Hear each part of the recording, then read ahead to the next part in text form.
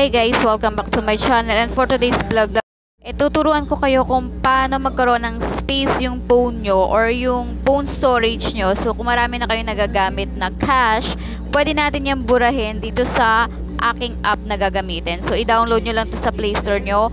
Ang tawag dito is One Tap Cleaner. So ayan, One Tap Cleaner ang tawag dito. So ayan, makikita nyo dito kapag in-open nyo tong application na to, yung mga nagamit yung large cache ay pwede natin yung burahin para magkaroon kayo ng space dito sa inyong phone.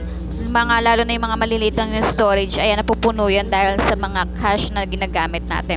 So ayan ang gagawin nyo. Sundan nyo lang yung aking gagawin dyan.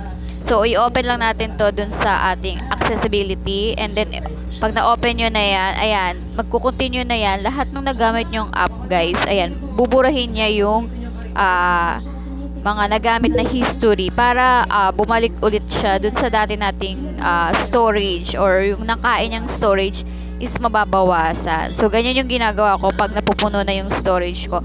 Nagbubura ka ng cache dito sa aking phone. So gamit itong One Tap Cleaner. Super legit guys, kasi yung mga 1 GB na naiipon, malaking space din yan sa inyong phone kung gagamitin nyo tong One Tap Cleaner para malinis yung mga nagamit natin. So yan yung isang ginagamit ko para magkaroon ng space yung phone ko, para hindi siya masyadong napupuno sa mga videos na tutorial videos na ina-upload ko, kasi naiipon siya. So ayan ang ginagawa ko.